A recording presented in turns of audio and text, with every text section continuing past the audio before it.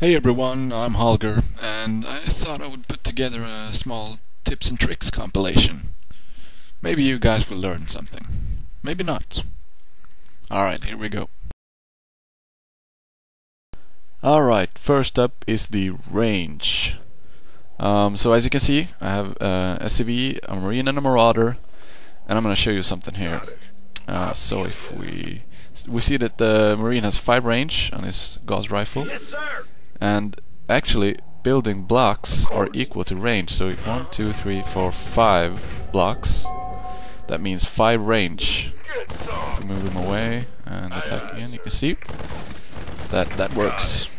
Let's rock. Yeah. So the Marauder has 6 range, and there's a 6th sensor tower. 6th sensor tower, and that is exactly 6 blocks. So you can use building blocks to measure range. Next up we have DTs.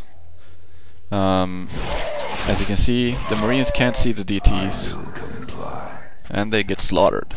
But if we were to bring in a ghost and use EMP on these Dark Templar, the Marines can see them and stand a greater chance. At least they had a chance this time.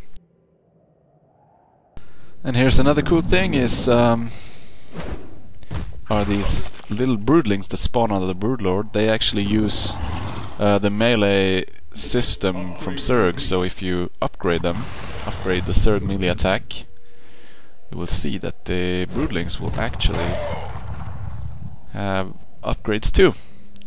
So that's useful to know. Next up, how to kill a sieged up siege tank with only 2 speedlings. And if I send in one of these speedlings, you can see siege tank will one-shot it to death, explodes. But if I have 2, I can split them up and send them in, and the siege tank will only hit one of them. With minimal micro, you can do this. And there you go.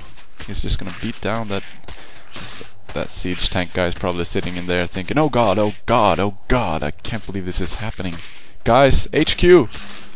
Yeah, so this is pretty useful, you know? And one cool way to apply this to a real situation is, say for example you have a choke here and you're trying to get through, but the siege tank is blocking your way. So what you do is you split up your little your speedlings and you send them in like I showed.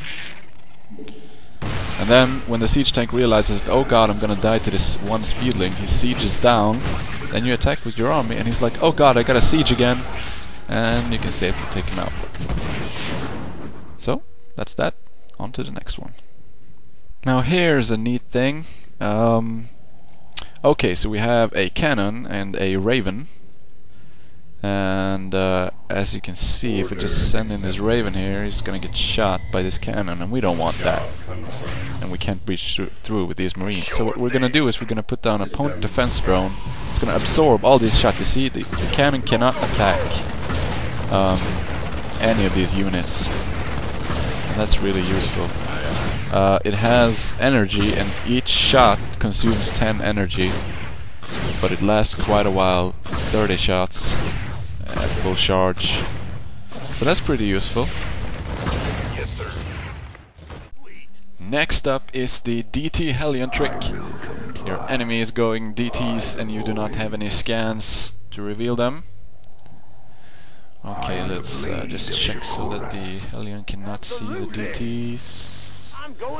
No, it can't. Okay, so what you do is you put a Marauder in front. I'm just gonna put these DTs on hold position, and you attack with the Hellion on your own Marauder, and the line damage goes through the Marauder and onto the DTs without you even seeing them in the first place. This is a pretty cool trick. They're light, so they take extra damage. What if you had Blue Flame? Then they would extra roasted. You can actually pull this off with Banelings as well. Here we got a worker line, and you know the enemy is going DTs, and what you can do is you put a few Banelings inside of your worker line. when these fuckers come and attack you, you explode. It's that simple. And your drones won't take any damage from the explosions.